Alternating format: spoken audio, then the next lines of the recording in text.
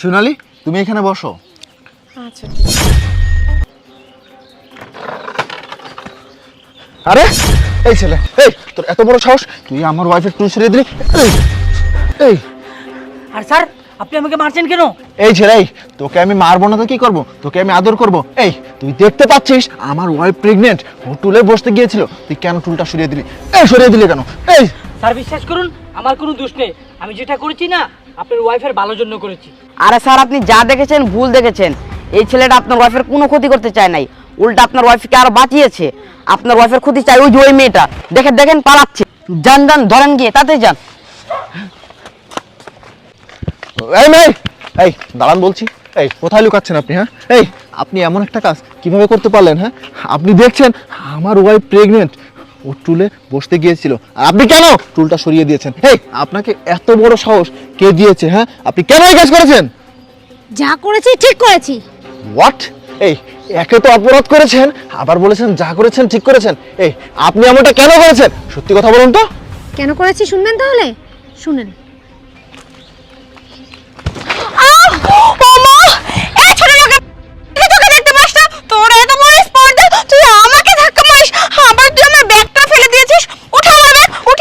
আরে আপু, আপনি আমাকে বলছেন কেন?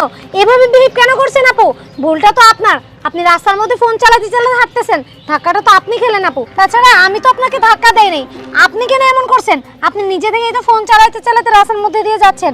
আপনি নিজের ভুলটা কেন স্বীকার করতেছেন? তোর এত বড় স্পর্ধা, তুই আমার মুখে মুখে তর্ক করিস? তুই জানিস আমি কে? উঠা বলছি, উঠা, ব্যাগটা উঠিয়ে দে আমাকে। দেখুন, আপনি কিন্তু আপনার লিমিট ক্রস করছেন। এই আপনি কেন আমার গায়ে হাত তুলছেন? হ্যাঁ, কে আপনি? হ্যাঁ, এই তোর এত বড় স্পর্ধা, দেখ তুই কিন্তু অনেক বাড়াবাড়ি করতেছিস। তোকে ভালোই ভালো বলতেছি আমার ব্যাগটা উঠিয়ে দে। এখন যদি তুই আমার ব্যাগটা উঠিয়ে দিস তাহলে তোকে আমি মাফ করে দিব, আর আমার ব্যাগটা যদি তুই না উঠাস না, দেখবি তোর আমি এমন অবস্থা করব যে তুই কখনো কাউকে মুখ দেখাতে পারবি না। বুঝতে পেরেছিস? উঠা আমার ব্যাগ, উঠা। আমি আপনার ব্যাগ উঠাতে পারবো না। আপনার যা করার আপনি করে নেন। বুঝতে পেরেছি, সোজা আঙুলে ঘি উঠবে না, আঙুলটা দেখাতে হবে। এই ব্যাগ উঠা বলছি, উঠো উঠো। ছোট কোথাকার। ঠিক আছে, তুই আমার সাথে খারাপ ব্যবহার করেছিস, এর ফল তোকে ভোগ করতেই হবে। ও আচ্ছা, এখন আমি বুঝতে পেরেছি। এই সোনালি, তুমি আমাকে একটা কথা বলো তো। এই আমি তো জানতাম তোমার ফ্যামিলির সবাই সুশিক্ষায় শিক্ষিত, তোমার বাবা একজন টিচার, আর তুমি কিনা মানুষের সাথে রাস্তাঘাটে এমন ব্যবহার করো। এই তুমি ওনার সাথে কেন খারাপ ব্যবহার করেছো? আসলে আমি তখন বুঝতে পারিনি, তাই জন্য ওনার সাথে খারাপ ব্যবহার করে ফেলেছি।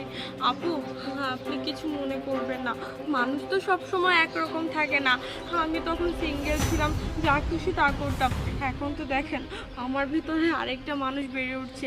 এখন আমার ভুলগুলো আমি বুঝতে পারি যে আমি যদি এরকমভাবে মানুষের সাথে ব্যবহার করি তাহলে আমার সন্তানটাও এরকম হবে, আর যেটা মোটেও ভালো না।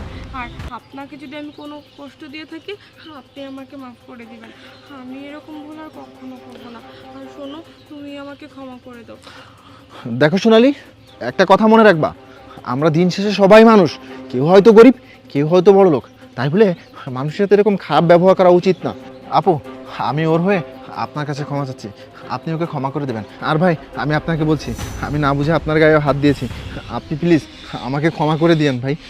আচ্ছা আচ্ছা ঠিক আছে, আমি আপনাকে ক্ষমা করে দিয়েছি। মানুষ মারতে ভুল হয়, আর আপনি যে আপনার ভুলটা বুঝতে পারছেন তাতেই অনেক। আচ্ছা ভাই, ঠিক আছে। আর আপু, আমি আপনাকে বলছি, আপনি ওকে ক্ষমা করে দিয়েন।